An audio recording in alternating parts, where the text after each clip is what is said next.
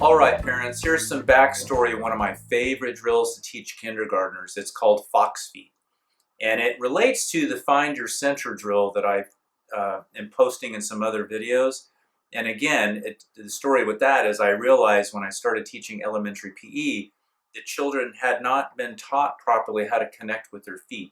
So if you can't connect to your feet and understand how they work, it's virtually impossible to move well. You're just not going to do it. So the feet are very, very, very important.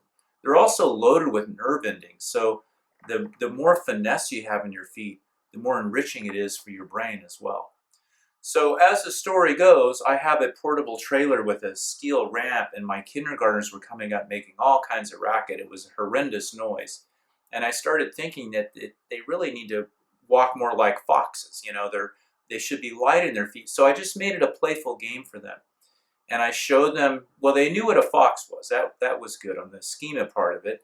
And then I demonstrated, and we agreed that a fox would walk kind of lightly on their feet, and they wouldn't really make much noise.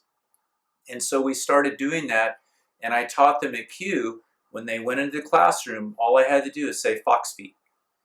And they would start being sneaky foxes going up the ramp, and just so quietly and precisely putting their feet down. It was so cute, but a very important lesson. And so if you can learn how to use your feet with precision, you'll be a far better athlete, and you'll be a far more efficient person moving through life. You want to know how to do that and to minimize those ground forces coming back into your knees and your back, so you're just not slamming your feet into the ground over and over and over for decades. That can actually cause a lot of damage. So it's my way of teaching the finesse of feet in a real playful way, and I hope you watch that video on how I do it. It'll be a little silly, but the kids like it.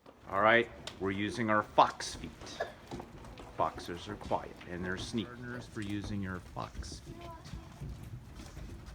If we use our fox feet, it's very quiet coming in on the ramp.